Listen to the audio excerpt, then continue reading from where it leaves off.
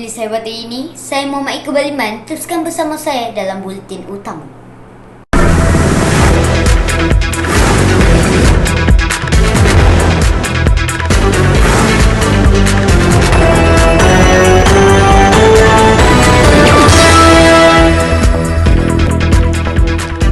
Assalamualaikum dan salam sejahtera. Pelajar daripada bukan kelab peperiksaan yang pulang bercuti sempena Tahun Baru Cina tidak dibenarkan kembali ke asrama. Mereka perlu melaksanakan pengajaran dan pembelajaran di rumah PDPR di kediaman masing-masing. Menteri Kanan Pendidikan Dr. Razif Jidin berkata, langkah itu diambil bagi mengawal jangkitan dalam kalangan pelajar di asrama, terutama pelajar yang bakal menduduki sijil pelajaran Malaysia SPM. KPM telah membuat ketetapan bahawa murid daripada bukan kelas peperiksaan yang mengambil keputusan untuk balik bercuti sempena cuti Tahun Baru Cina ini tidak dibenarkan kembali ke asrama. Mereka perlu melaksanakan PDPR di rumah masing-masing. Ini kerana kita ingin memastikan supaya anak-anak dapat menduduki peperiksaan dalam keadaan yang selamat dan teratur. Beliau berkata demikian menerusi laman Facebooknya dari 1 Januari hingga 1 Februari lalu. 96 kluster direkodkan di institusi pendidikan di bawah Kementerian Pendidikan. Daripada jumlah itu, 84 kluster melibatkan institusi berasrama.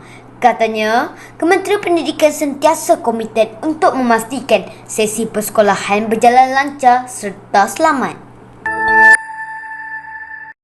Kes COVID-19 dijangka meningkat secara mendadak dalam beberapa minggu akan datang. Perkara itu diakui Menteri Kesihatan Khadijah Jamaluddin menerusi Twitternya hari ini. Jelas beliau gelombang varian Omicron sangat mudah dijangkiti. Tambah hari setakat ini, gejalanya jauh lebih rendah daripada varian Delta. Namun beliau menasihatkan semua agar kekal berwaspada dan dapatkan dos penggalak. Semalam jumlah terbaru COVID-19 Malaysia melonjak dengan ketara apabila mencatatkan 7,234 kes meningkat dengan mendadak berbanding 5,720 kes pada 3 Februari.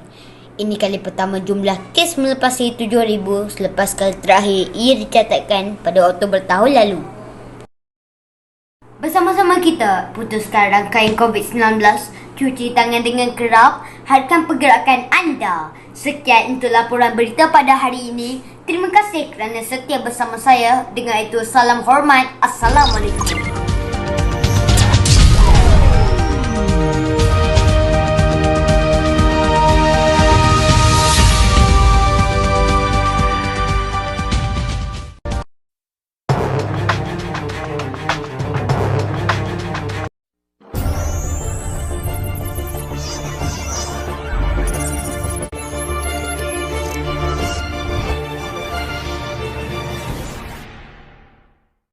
Assalamualaikum dan salam sejahtera.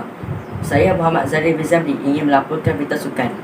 Pengendali baharu Everton, Fred Lampard mengakui mendapat tugas sukar untuk memulihkan kembali prestasi kelab tersebut. Bercakap pada sidang akhbar pertama selepas mengambil alih tugas di Goodison Park, bekas pengendali Chelsea yakin beliau mampu membawa Everton keluar daripada kedudukan kelompok 3 tercorok untuk meletakkan pasukan itu di landasan lebih kukuh pada masa depan. Saya faham dalam jangka masa pendek hanya untuk memperbaiki kedudukan Liga Pasukan, katanya. Bagaimanapun, Lampard menyasarkan membawa Everton menjadi kelab terbaik dan bercita-cita untuk mencipta sejarah dan mempunyai lebih ramai peminat. Banyak kerja yang perlu dilakukan, tetapi saya sangat berbangga kerana diberi pedang mengemudi pasukan ini, katanya. The Toffees mengumumkan pelantikan Lampard sebagai pengurus baru dengan kontrak 2 tahun setengah menggantikan Rafael Benitez yang dipecat bulan lalu. Dalam pada itu, Lampard juga berhasrat memulihkan kembali karier Dele Alli yang sedikit malap sebelum ini ketika beraksi bersama Tottenham. Dia berdepan masa yang sukar. Saya tidak kisah mengenai keadaannya kerana sudah tentu ada sebab sebalik perkara tersebut. Tugas saya kini untuk menempatkan diri dalam persekitaran yang sesuai selain mendorong bersama-sama pasukan di sini, katanya. Berita sukan seterusnya. Menjelang permulaan Liga Super musim 2022, Jurulatih Sabah FC Datuk Ang Kim Swee memberikan masa kepada muka baharu untuk menyelah kekuatan masing-masing walaupun saling mengenali, dengan beberapa pemain menerusi bimbingannya ketika skuad bawah 23 tahun negara. Membabitkan pemain seperti Karul Fahmi Cik Mat, Badrul Batar, Irfan Fazil dan Amirik Tan, Kim Shi turut berkongsi kepada Zulhaimi Zainal Azam mengenai pemilihan pemain import baru skuad pada musim ini. Setiap pasukan memerlukan masa dan selepas 5 minggu bersama pemain ini, keserasian masih perlu dicari. Sementara mereka perlu mencari kombinasi dengan pemain import yang bakal dibawa masuk, kata Kim Sui. Ini adalah lumrah bagi setiap jurulatih. Selepas lama bekerjasama dengan pemain, mereka mengetahui apa yang diperlukan oleh jurulatih dan saya juga mengetahui apa yang diperlukan mereka. Saya berharap pengalaman pemain tersebut dapat digunakan sebaik mungkin sekaligus memberikan ilmu kepada pemain muda pasukan. Sementara itu, bagi Ketua Jurulatih Sarawak United FC Elevarasan pula, persiapan pasukannya memang misteri.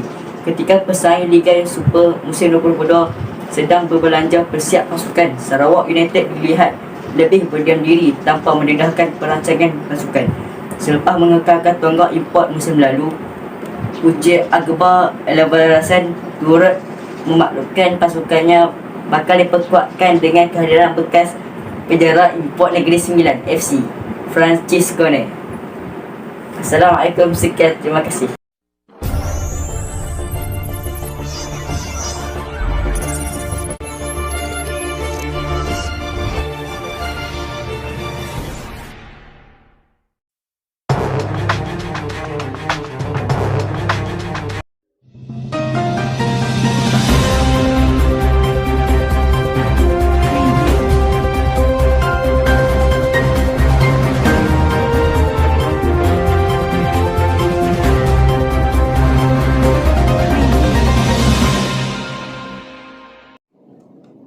Assalamualaikum dan salam sejahtera.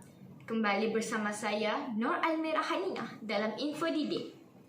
Kelas untuk subjek Reka Bentuk dan Teknologi RBT di Sekolah Kebangsaan SK Putra telah menjalankan aktiviti seronok tanam sayur.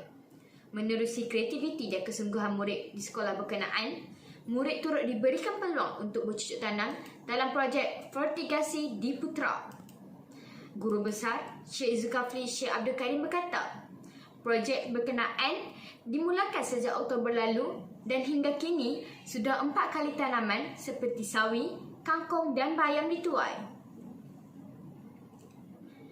Tegasnya, sekolah berkenaan juga bercadang membesarkan lagi projek vertigasi itu dengan menyemai benih sayur yang lain pula. Ikuti pembelajaran melangkaui bilik darjah melalui Didik TV KPM, pendidikan maya yang meliputi kurikulum kebangsaan, dikendalikan oleh guru-guru berpengalaman untuk murid-murid prasekolah, rendah dan menengah. Pembelajaran kini lebih menyeronokkan bila-bila masa di mana jua, hanya di NTV 7. Didik TV KPM. Berita berikutnya. Sekumpulan 11 pelajar Sekolah Menengah Kebangsaan Datuk Undang Musa Al-Haj SMK Duma berjaya menghasilkan aplikasi M3 Mind, Math and Math yang berupaya membantu murid lemah matematik. Lebih membanggakan lagi, aplikasi itu membolehkan SMK Duma muncul juara dalam kategori talian pertandingan inovasi pembangunan aplikasi mobile apps peringkat kebangsaan yang dianjurkan oleh Kementerian Pendidikan Malaysia baru-baru ini. Ketua kumpulan itu, Siti Nur Zumaiyah Muhammad Salimi, 17 berkata, aplikasi M3 adalah medium pembelajaran matematik bagi pelajar tingkatan 1, kurikulum standard sekolah menengah, KSSM. Beliau berkata, aplikasi ini dilengkapi dengan video penerangan berkaitan setiap subtopik seperti dalam buku teks. Ia turut menyediakan soalan pengukuhan pemahaman bagi setiap topik yang dipelajari melalui medium Quiz dan Google Form. Nilai tambah yang terkandung dalam aplikasi ini adalah permainan santai iaitu jaringan kata word search yang membabitkan istilah-istilah bagi setiap bab. Selain Siti Nur Zumaiyah, kumpulan itu turut sertai Ju'es yang 17, Puteri Alia Sofia Zulkifli 17, Syaza Syahira Aznan 17, Nurul Hazirah Zainal Abidin 15, Puteri Nur Alia Natasha Amizi 15, Syahira Natasha Shana Niza 15, Nur Syuhaina Abdullah Syuhaimi 15, Khadijah Muhammad Faizal 13 dan Nur Amalia Batrisha Kamarifin 13. Sekian info didik daripada saya. Hingga ketemu lagi. Assalamualaikum warahmatullahi wabarakatuh.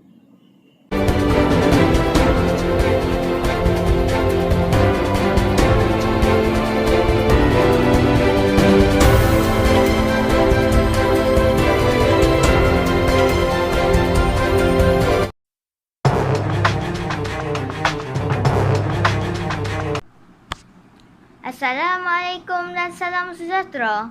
Bukit Mertajam, 2 lagi kluster pendidikan direkodkan di Pulau Pinang semalam, menjadikan keseluruhan kluster membabitkan pelajar institusi pendidikan dijangkiti COVID-19 yang masih aktif di negeri itu sebanyak 10 ketika ini. Pengerusi Jabatan Kuasa Kesihatan, Pertanian, Industri Asas Tani dan Pembangunan Luar Bandar Negeri, Dr. Norlela Arifin berkata, 2 kluster baru itu ialah kluster Jalan Pekan Darat membabitkan pelajar asrama perempuan Sekolah Menengah Kebangsaan SMK Permatang Tok Jaya dan kluster Jalan Damai Bukit Mertajam membabitkan Sekolah Menengah Sains Tun Said Sheikh Shahabuddin. Sekian berita hari ini.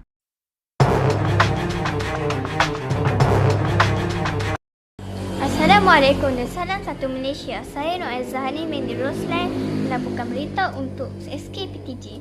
Usaha polis menggerakkan Op Cantas khusus bagi memendung kegiatan jenayah berat disifatkan sebagai tindakan yang tepat sekaligus membuktikan pihak berkuasa tidak memberi amaran. Sebaliknya, mahu serius mempertahankan keselamatan awam. Menurut penganalisis jenayah, Datuk Ahmad Faris Abdul Halim, sejak dilancarkan minggu lalu, Op Cantas ternyata mampu mengurangkan kes jenayah terutamanya kes tembak. Ia sekaligus membendung rasa gusar masyarakat terhadap keselamatan mereka. Semua pihak turut disarankan memainkan peranan penting dengan menjadi mata dan telinga pasukan terbabit. Sekian untuk laporan berita hari ini. Assalamualaikum.